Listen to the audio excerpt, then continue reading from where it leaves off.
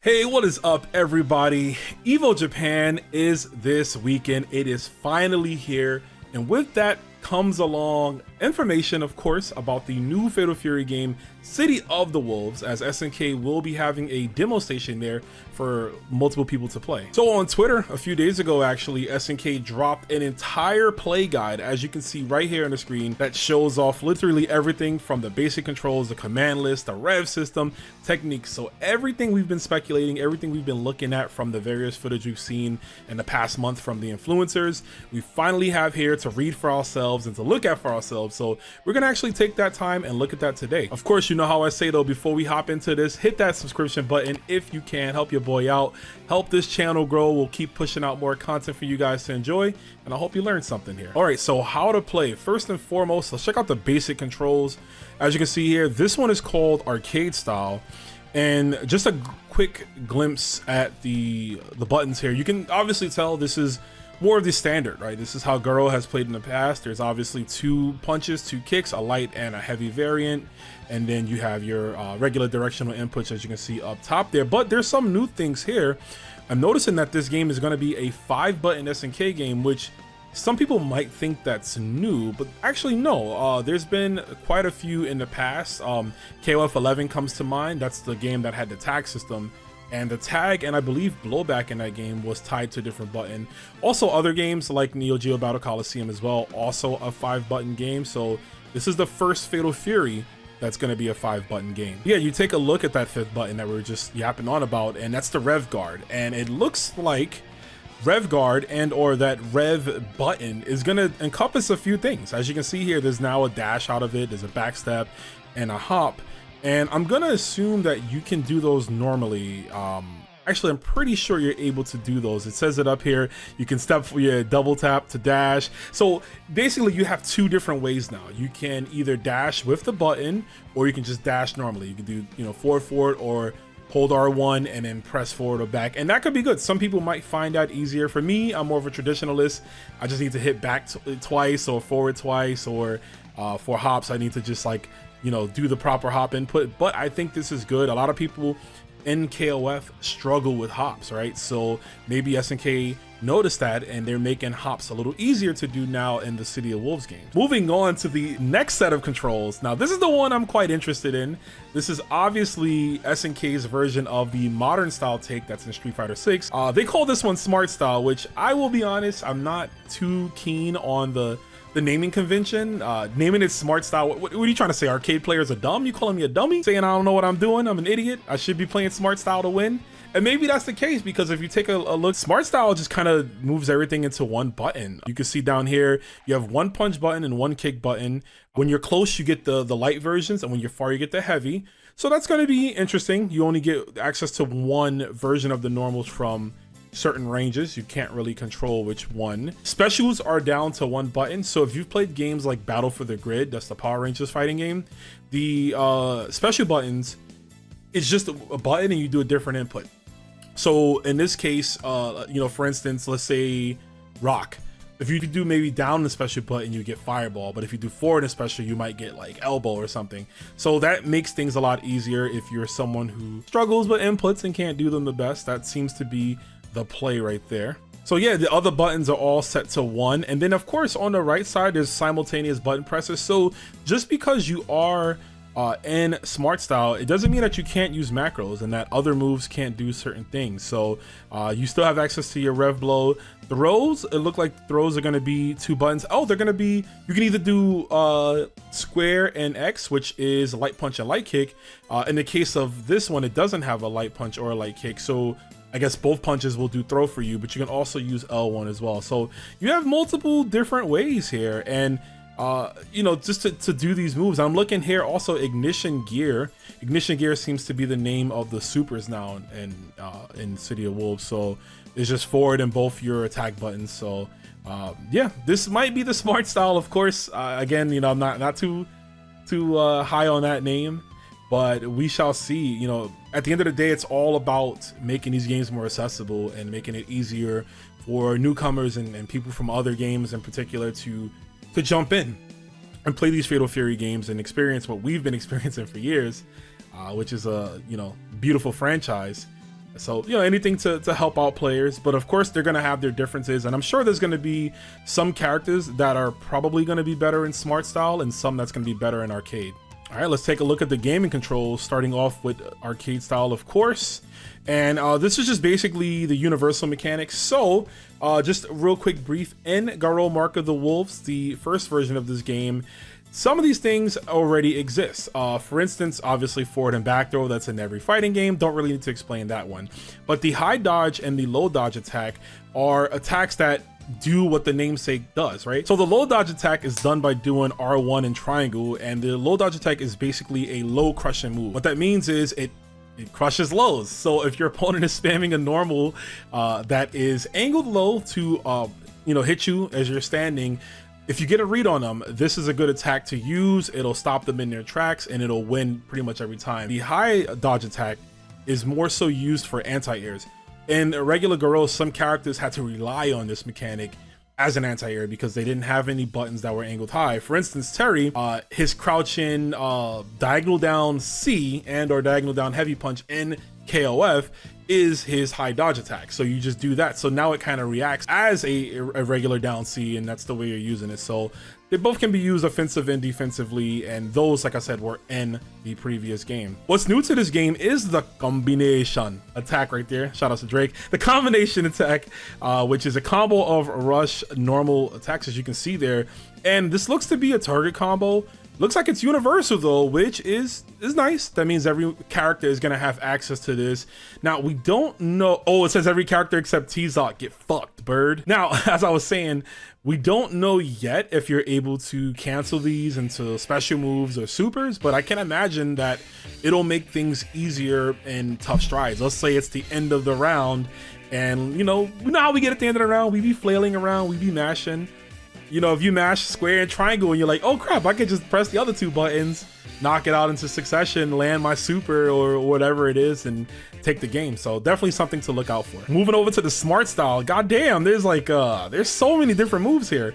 So just again, looking really fast, you still have the low dodge and the high dodge, but now they're just set to one button. This one also has the combination attack, but instead of pressing a different mixture of buttons, it looks like you're just pressing one solid button. So you're just pressing square, again making it very easy and or smart, right? Smart style. It's smart to just mash one button instead of 4 different buttons in a different pattern.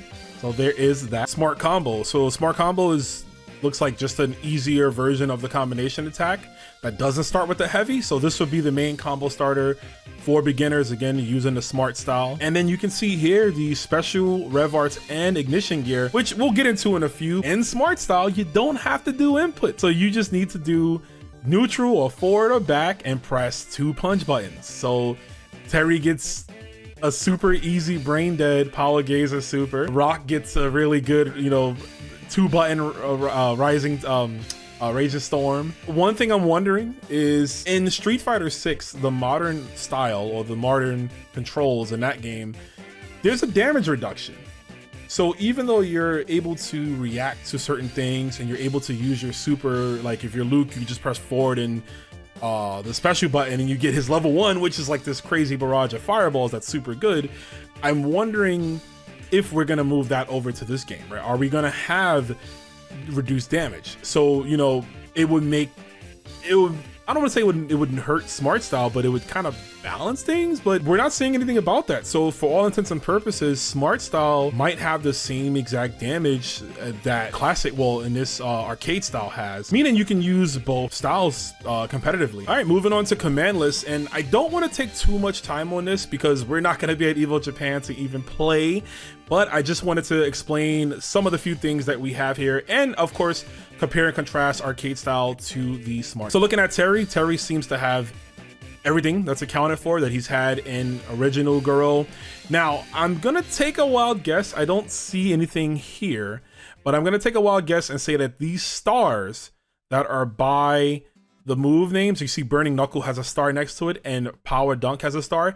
I think these are gonna be breakable moves, and we'll get into breakable moves in quite a bit, but if that is the case, that means that at least right now, everyone's gonna have multiple break-in moves. It seems like T-Zoc possibly has 3 breakable moves. If we take a little bit of a dip lower, we can see the ignition gear. So the ignition gear seems to be their super.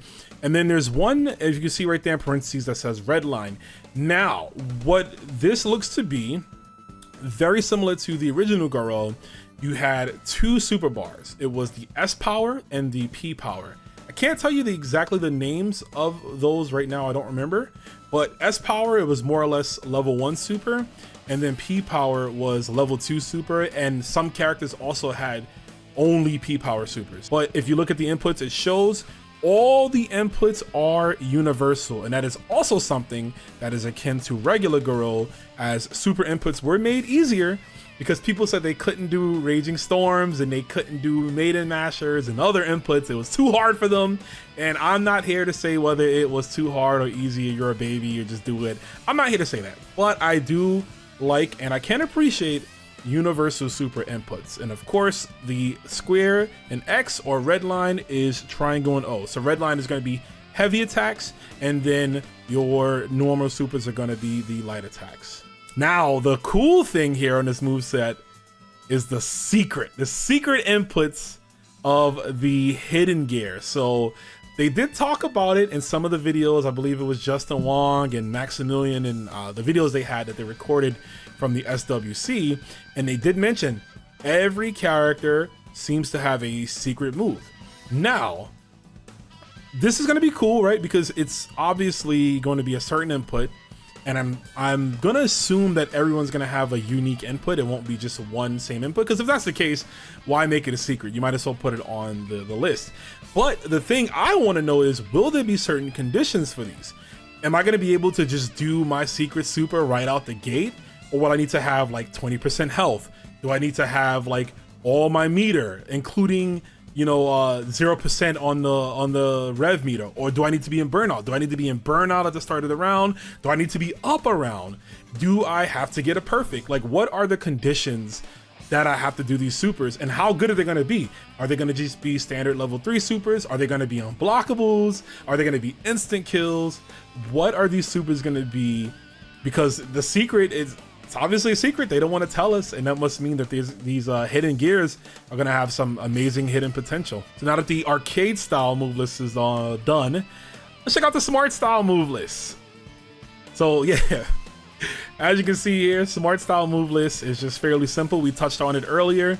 You just have a special button and you do it in certain inputs. In Rock's case, Breakin is just triangle. Hard edge, yep, back and triangle. Rising tackle is gonna be forward and triangle.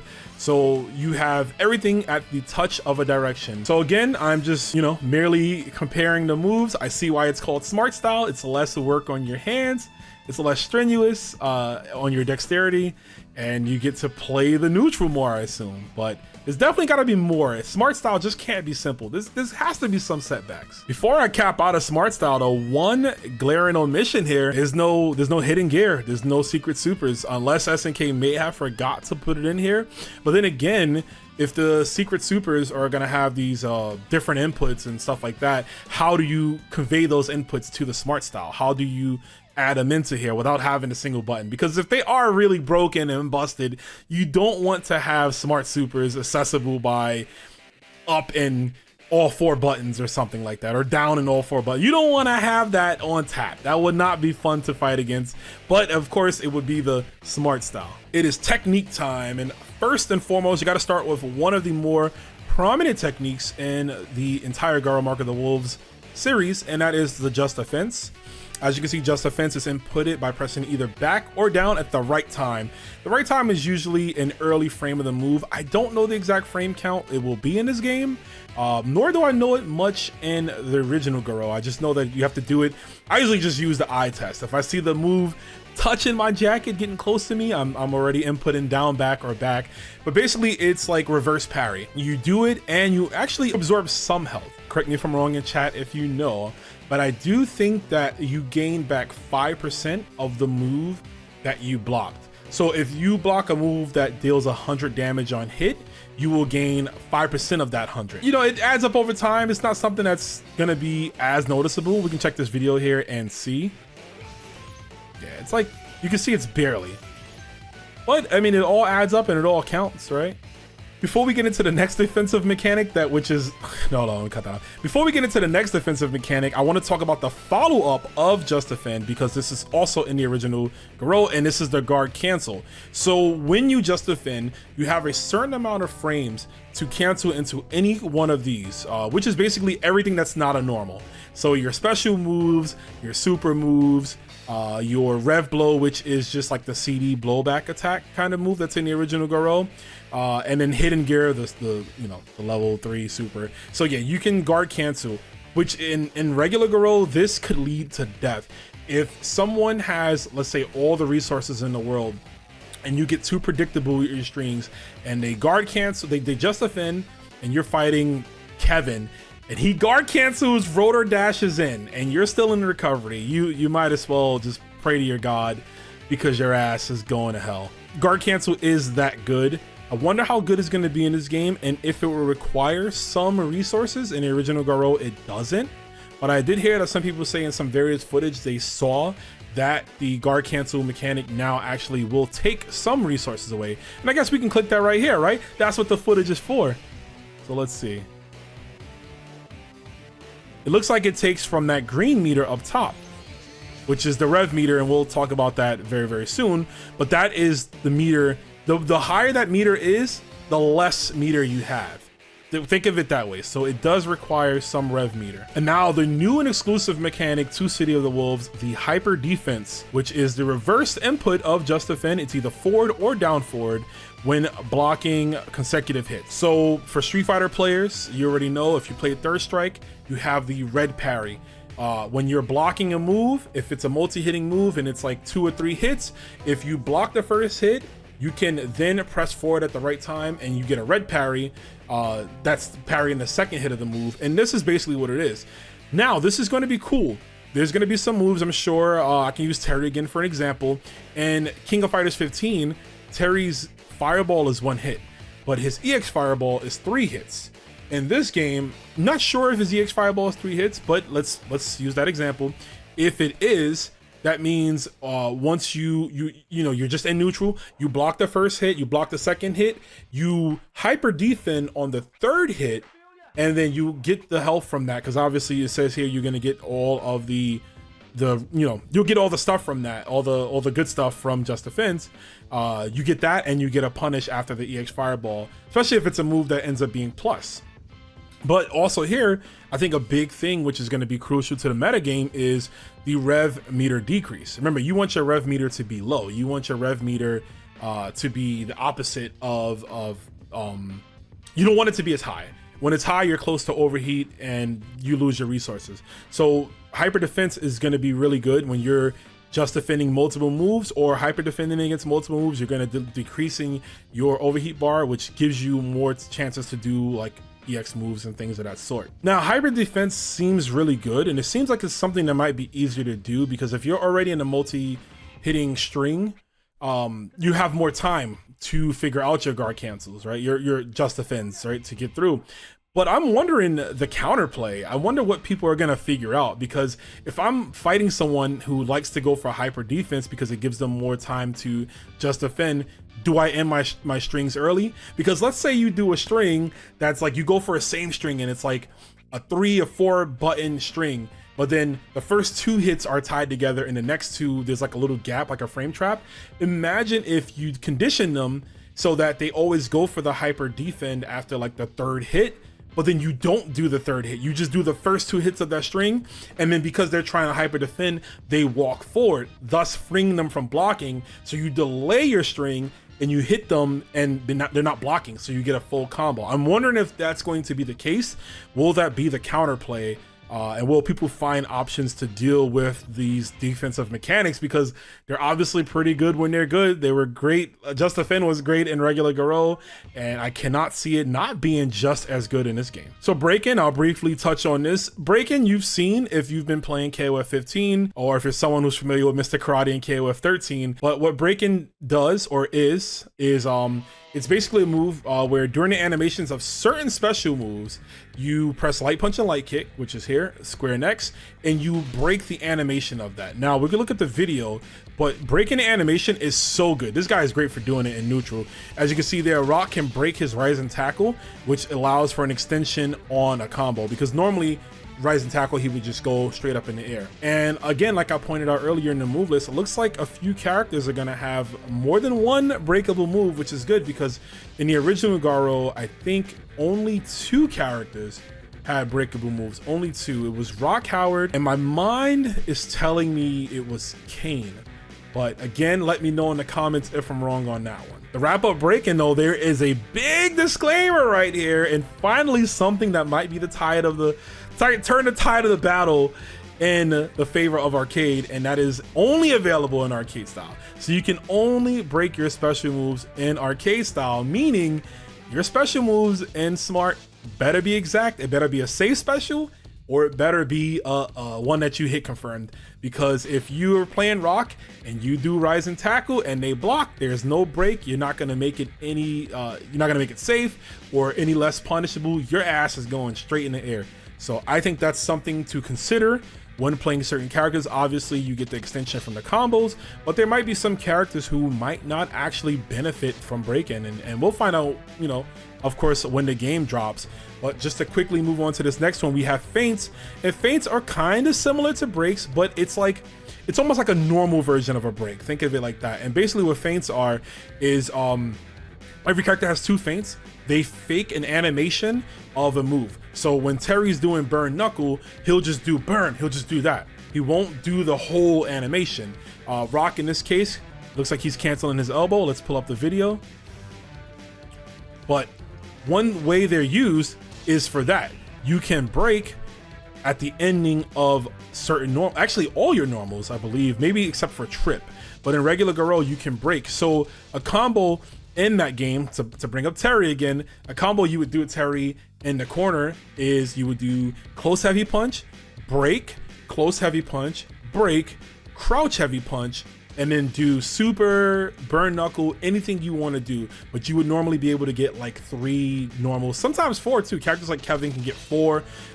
Really, it depends. And another way to use these I keep saying break, sorry, these feints. Another way to use these feints is for mix-ups, right? You can do 1 or 2 light normals, feint, go for a tick throw. Maybe you can do a frame trap. You can do heavy, feint, and then a light normal, catching them trying to press a heavy, or maybe putting yourself out of throw range, right? So it does add an extra layer to your offense. Your player is gonna have to get acclimated to your style. And again, speaking of styles, big old disclaimer, only available in arcade style. Meaning Smart style can not only do breaks, but they can not only do feints as well. So they lose access to any of those attacks that might keep them a little safe or extend certain combos. And that might make the combo potential a little weak of the Smart style. You know, you might have the easy accessible supers and things and neutral movement, but combos are pretty big from what we've seen in the various footage of this game.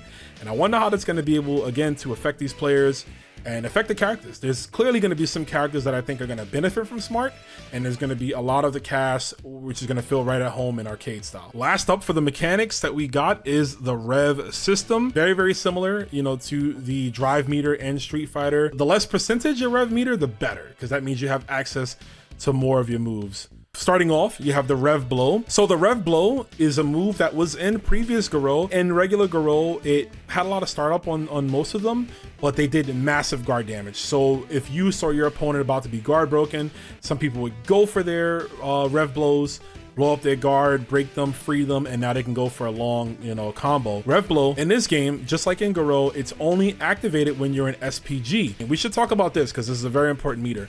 The SPG, the Selective Potential Gear, is a meter that is, again, in the original Garo, it was called Top. It's a meter, and what makes it famous is that you can set it pretty much start, middle, or end of your health bar. So you can see the health bars up here. The yellow is the SPG. It gave you a damage boost. It gave you access to the Rev Blow, and it does give you more health. I believe you increase more health when you just defend. So it was something that was good. Obviously, it was also a very creative thing for some players. Some people like to put their top in the middle of their health bar, right, to help them out, because in regular Goro, when you get knocked into top, it kind of freezes the screen a bit. Some people would use it at the end to, you know, save all, once they have all their meter, it's the end of the round, they can go for all out attack.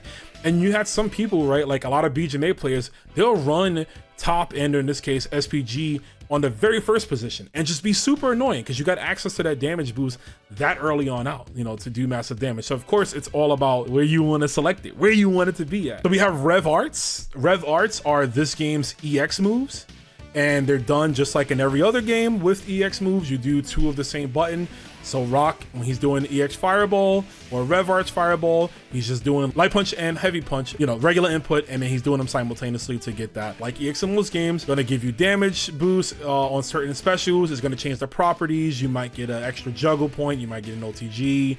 You might get more iframes. You might get armor. So of course, every character is going to be different and how they use their Rev Arts, but the Rev Arts will consume a bit of the Rev meter. So that's the thing, using a lot of those Rev Arts, it's going to consume that meter, and you need to be mindful about that because you don't want to be in overheat. Overheat, you lose a lot of stuff. And another cool thing about these Rev Arts is that it looks like a lot of these Rev Arts you can combo into each other. Rev Excel. Rev Excel is a mechanic that lets you combo Rev Arts into other Rev Arts. So that's what I was just talking about. Comboing specials into other specials as long as you have the Rev meter to do it. That's what it's called, Rev Excel. And then we got the Rev Guard, another new mechanic. So while standing or crouching, you have a button. It's the 5th button that we talked about earlier, the Rev button, which does quite a few things for techniques, but it's also a meter button. It looks like you can just hold it down, and I think it just blocks a lot of stuff. Let's see. So he's holding it down. It is burning your Rev meter, but here is the thing. This is where it gets interesting. I'm wondering if this is going to be like the block button in Mortal Kombat. And what I mean by that is, even though it's using resources, I wonder if this is going to block everything. In Mortal Kombat, there's no cross-ups. There's a block button. So if someone's coming up from behind, if you're just holding a block button, your character will auto-correct. I wonder if the Rev Guard here will have cross-up protection. Will it have low protection? Will it block everything? That's gonna be funny. If it's let's say it's 2 seconds left in the round, 3 seconds left on the round, and you have a full stock of unused Rev meter, what's to stop you from just holding down that button? Oh, time is low, 2 seconds left. I got more health than you. Timer scam. I'm just gonna hold this button down, and while the seconds of the clock is going down, I can't get hit by anything. No cross-ups, no overheads, no lows, nothing can hit me. I'm just gonna block all it. I'm sure throw might be the way to beat it. It does say it negates chip damage. I don't see anything about throws. I guess we'll have to find out as we see more footage. But if throws don't beat it, that could be a very annoying mechanic, I'll tell you that. And last but not least, obviously we should have probably covered this first, but the way the layout is, we went in a different direction. The Rev meter, which is that meter on the bottom there, and it shows all of your stuff. So it shows the percentage. Remember, a no overheating in max looks cool, looks like you're doing something right, but clearly that is not what you want to do. You want to keep your Rev meter as low as possible. There's ways to recover it. It says you can walk it out. That's not walk it out. No. You can walk it out. You can walk or dash at your foe. You can land attacks. So there's just multiple things you can do. Hyper defense, just defense, things to recover your meter. So you always want to be mindful of that, because the more you spin, the more you put yourself in overheat. And when you're in overheat, you lose. This is all the stuff. These are all the disadvantages. You lose Rev action, so you can't do anything Rev. No Rev block, no Rev excels, no Rev arts, no Rev blows. You cannot do any of that. Your guard gauge is small beneath the health bar, will deplete when you block. So that blue bar that's under your health, it doesn't go down unless you're in overheat. So when you're in overheat, that's when you can be guard broken. That is good to know. And that's going to be it, folks. That is all the mechanics, at least for this weekend. We don't know, the game is still developing, but EVO Japan is going to be very exciting. If you like this video though, again, like I said at the top of the video, please don't forget to hit that subscribe button, support the homie, as we're gonna have a lot more videos, obviously delegated to Goro and other SNK stuff on the way. But I've been Rome himself. I hope you learned something, and I'll see you guys in the future. That's all for now, fighters. But if you've enjoyed what you've seen, be sure to like, comment, and subscribe. Also, don't forget to follow Rome's social media pages down below. Take care, see you next time, and most importantly, thank you for watching.